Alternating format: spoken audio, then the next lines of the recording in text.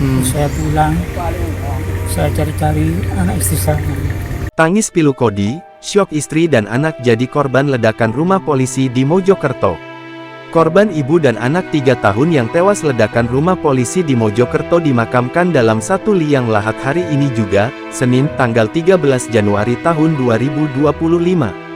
Diketahui, ledakan rumah milik anggota polisi Aibda Maryudi terjadi di Desa Sumolawang, Kecamatan Puri, Kabupaten Mojokerto.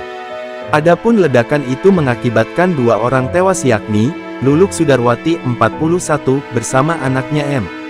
Kafa 3. Kepergian ibu dan anak ini meninggalkan duka yang mendalam bagi keluarga, terutama sang suami.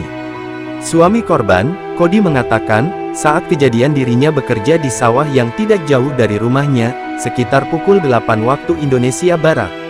Ia mendapat kabar rumah iparnya, Aibda Maryudi anggota Polsek Delanggu meledak yang berada persis di samping kediamannya.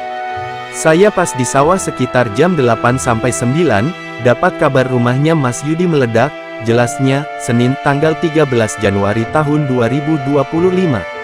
Mendapat kabar itu sontak dirinya bergegas pulang. Setibanya di rumah ia mencari keberadaan istri dan anaknya. Betapa terkejutnya ia ketika melihat istri dan anaknya yang saat itu tidur di kamar dalam kondisi tak bernyawa tertimpa dinding rumah akibat ledakan tersebut. Terus saya pulang, saya cari anak dan istri saya, ucap Kodi. Ia mengungkapkan tidak ada firasat sebelum peristiwa tragis yang menimpa keluarganya.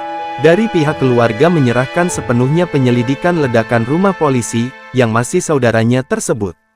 Aibda Maryudi merupakan kakak ipar dari Luluk Sudarwati.